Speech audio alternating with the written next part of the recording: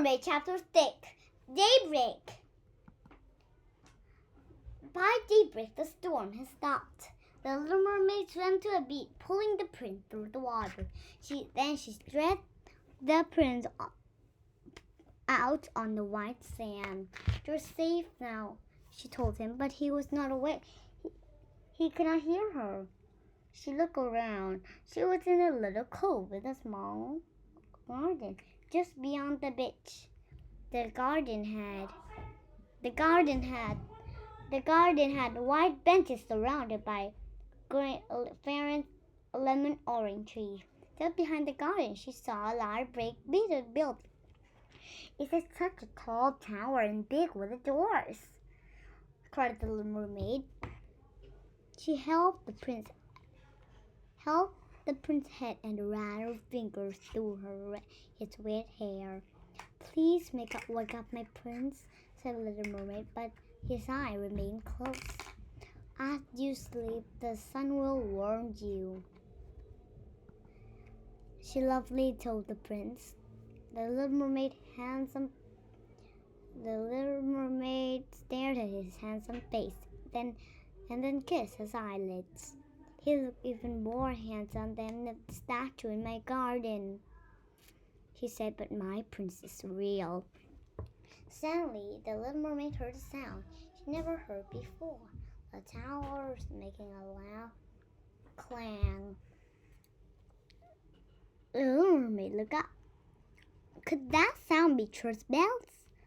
Out of the large doors came a group of young girls. They were dressed in simple white dresses, and their hair was pulled back with white ribbons. "Who are they, and what are you doing here?" wondered the curious mermaid. The girls gathered on the benches, talking and laughing and talking. "The humans must not see me," whispered the little mermaid, suddenly afraid. "Please stay safe, my prince." The little mermaid left the benches and swam out to a rock. She covered herself with sea foam so no one could see her. Then she walked the beach. "Look," said one girl to the others, to her friends. Although she was dressed like the others, she was more beautiful.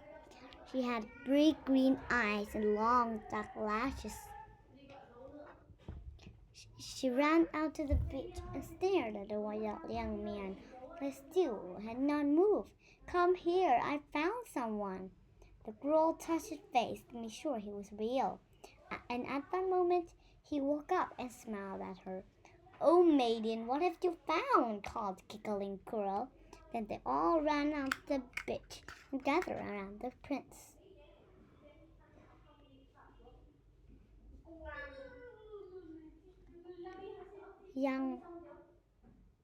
Young girls around him. He smiled, an even bigger smile, but his eye lingered on the girl that found him, the one they had called maiden. "Thank you for saving me,"